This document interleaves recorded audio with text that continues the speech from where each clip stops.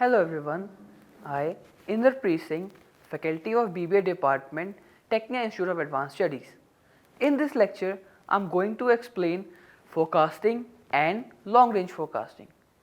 Forecasting means predicting future. In strategic management, forecasting means predicting future conditions that will influence and guide the activities, behavior and performance of the organization. There are some key points which needed to be taken care into consideration while discussing forecasting.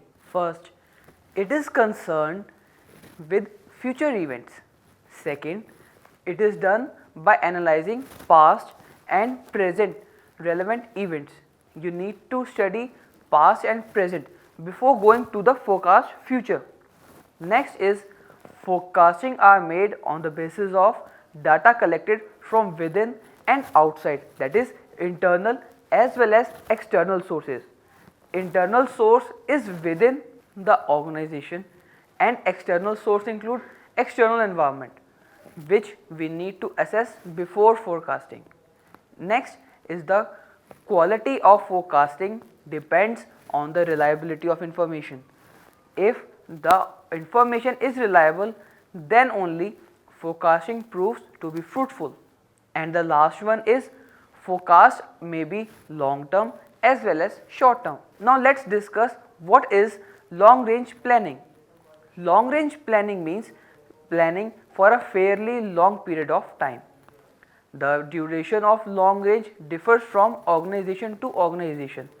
Some organization considers 5 years as long range planning, while some other organizations consider different years, but 5 years is fairly long term. Long range planning involves determination of broad goals to be achieved and strategies to be adopted over a fairly long time period. These goals relate to desired rate of growth, sales and market share.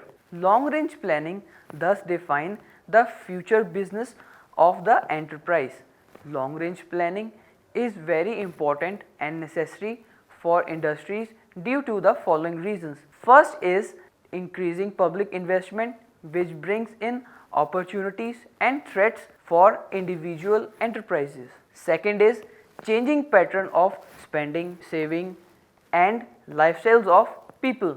Third is growing competition. Next is rapid technological change and information technology. And the last one is increasing public awareness and concern of the role of business in the economy and society. So I hope you have understood this topic. For more videos like this, kindly subscribe Tecnia TV. Thank you very much.